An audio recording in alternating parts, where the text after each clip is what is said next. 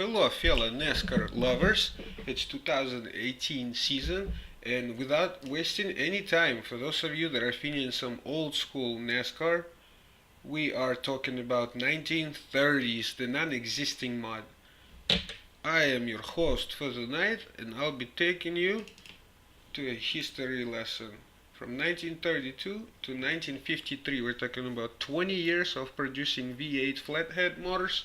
We're gonna start from the beginning. Alright, well basically I've done my fair share of reading, and to save you time, I'll let you know what I know so far. So in 1932, Mr. Ford, Henry Ford himself, released a publicly available V8 engine that was widely available for poor people, so to say. The first mass production for everyone V8 engine was released 1962. It was packing a whooping 65 horsepower at a displacement of 221 cubic inch, right here as you can see. And if I must point out how the car looked, let's take a look at the 1932 Ford. You see square ass front, huge ass headlights, big frontal area, horrible drag coefficient. This is one of those really old looking cars. That's what we're gonna call them. 1932. And just for comparison, let's take a look at the 1933. Probably have to zoom into that one. Whoop! A slight modification to the front of the hood, a little bit slanted, and this is how you know between 1932 and the 1933. Now the difference is what happened. Why is there two motors right here, one for each year? In 1932, it was the first ever motor that he released, and it came out being shitty. It was burning oil, it was crappy, and engines got burned out, complaints. So Ford had to redo and redesign a brand new concept for 1933, fix all the issues, and pack an extra 10 horsepower on top of it. Then they did the whole presentation in 1933 of how reliable everything was, and yada yada. You can watch those videos on YouTube. I forgot what the official series were, but for 30 days they took this engine 1,000 miles a day, and they put 30,000 miles on this old engine, and it survived. So after that, they said everything is fixed. 1933, 75 horsepower flathead. This is where we're gonna get it. And I also found all the transmission gear ratios, stock ratios for all the transmissions and cars and yada yada. So all the EXZs are gonna come out with the accurate gear ratios, for that year as well. So we're done with 1932 and 1933, the first two cars to ever come out. Let me put them side by side. 32 with 1933. Slight difference. Really old looking, and still kind of 1930s old looking. And stepping further down into history, we go to 1934 and 1940. This one, why is this one important? Why I want to talk about it and show it to you? Let's go. For 34 to 36, they put extra 10 horsepower into the engines again, so the power grew to 85 horsepower. Wow, amazing, I know. But basically, let's take a look how the cars look. 1934. You are still looking at your classic 1930s, 1920s even kind of looking headlights, front grille, and everything else. 1935, we could see a slight modification. Take a look. This is our 1934 versus 1935. 1935 already looking like those legend NASCAR cars that everybody used. So a slight modification to the overall body already happened in 1935, yet still packing the same 85 horsepower engine. Same for 1936. We could see right there our classic shapes, but yet still notice the headlights outside right here, and notice the overall shape. That's the 85 horsepower motor. Now, we're already, 4 or 5 years into making these engines. And the next one that Ford came up with in 1937, and it only lasted 4 years because it was absolute shit, was the Economy 136, tiny little V8 with 60 horsepower, which is a famous flathead 60, they called it. because it had 60 horsepower. And it was tiny, it was supposed to be economical, and it was supposed to race versus like smaller Chevrolet engines, but it was crap. It was not enough, it was only short-lived, it lived for 4 years, and they stopped making it in 1940, and nobody wanted it. Maybe somebody wanted it, but anyway.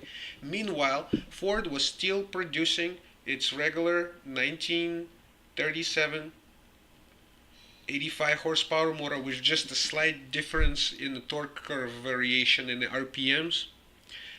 Both versions are included, and here we are in the 1937. And in 1937, with the introduction of all these new stuff, whatever, the most important thing that I want to show you is the headlights were implanted, put in inside the fenders. They were no longer outside.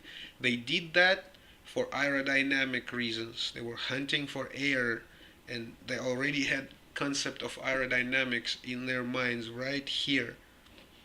1937. And let me quickly show you the rest of the years. 1938. Again, notice sharper grille. Now instead of being a flat grille, you see how it splices the air. So they did modification to the grille, and notice the headlights are inside.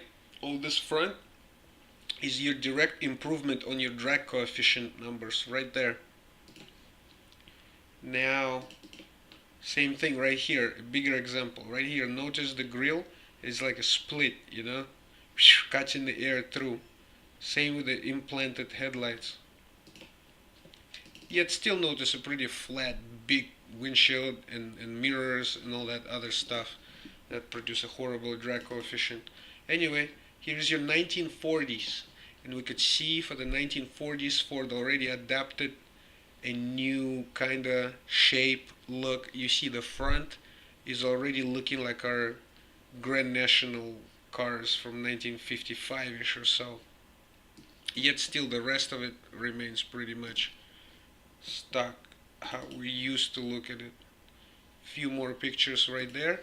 And we go into 1940s and introduction of, for now it doesn't have 100 horsepower. For now it only has 95 horsepower, but it is already the most famous displacement, the 239. A little bit bigger than before. You can see the 85 horsepower engine is smaller. This one is bigger and it has 95 horsepower. And we're going into 1940s now. We're already done like a whole decade of motor building, from 60 horsepower crap well into the big engine with 95 horsepower, almost there. Alright, those of you that still bear with me, get ready. 1940 through 1950. This one is going to be swift. Why? Because it all ran only one engine, the most famous flathead 100. Why 100? It had 100 horsepower, gross horsepower, not net horsepower or wheel horsepower. That's much less. But at the very, very, very best conditions, the engine was able to put out about 100 horsepower. And they put this sucker all the way through all the cars from 1941 to 1951. And I just want to go through the pictures. Let's take a look at our body. You see the front, not so much cutting, splitting anymore. We could see the front flat brick thing developing right there. So it's, I wouldn't say it's a big improvement, but there you go. Next, in 1942, we could clearly see a square, flat, huge, horrible drag coefficient and frontal area right there. And right there, authentic picture. It's like a billboard, what they call the billboard cars. There you go, you can see the billboard developing. Side view of the 1943, I apologize, couldn't find better pictures. And yada yada yada yada yada. We could skip a couple of years all the way through 1947. And in 1947 you could see the front of the car is already really looking like our GN55, like the Grand National NASCAR 2003 mod from 1955, right? And the farther we go closer, and boom, there you you go, 1949, where Ford completely switched the body from this one, which kind of represents half 30s, half 40s. This is what I call it, into boom, brand new 1949. 1949. This is what the Grand National mod skins, some of them might look like as early as 1949 cars being painted. Boom, right there.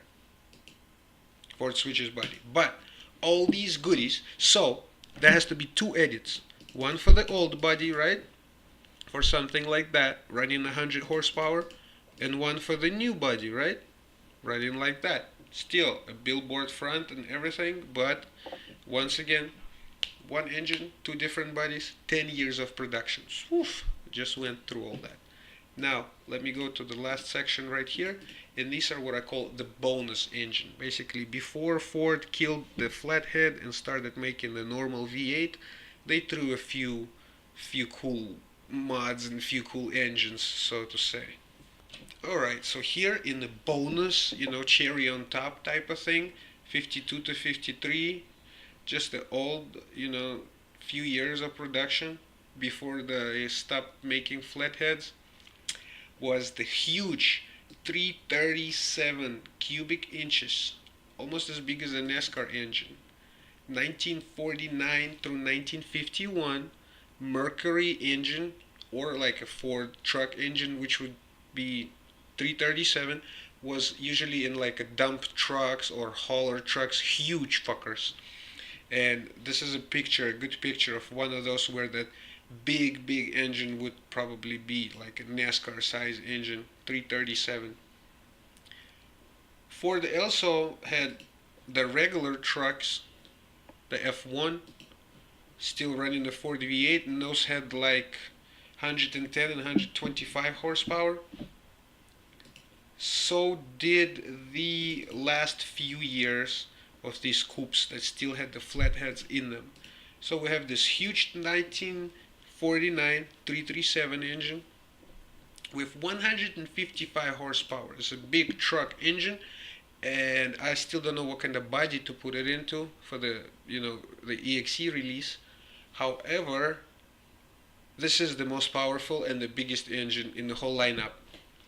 Then the next one next to it would be the last 2 years of production for the Mercury vehicles and light Ford trucks as well. I think like this guy. A 255 cubic inches with 125 horsepower. Well, basically 155 horsepower and a big engine and a smaller engine with 125 horsepower, both being a regular Mercury engine production. So this is not technically a Ford lineup, but mostly Mercury. But Ford had these engines in them as well. So these are the two bonus most powerful Mercury engines that are going to come up with the pack 10, of 10 engines. And the last one, let me skip back to 1940s, the Ford 100, 239 cubic inches, flathead V8 at 100 horsepower for 10 years. And for the last 2 years of production, they've decided to give it the extra 10 horsepower, and that is the motor right there. So if there's a difference, a little bit, the later 2 years had 10 horsepower more than the other ones. And this is the conclusion for the 10 engines that you are going to get. They're all right here being worked on. Stay tuned, a biatch.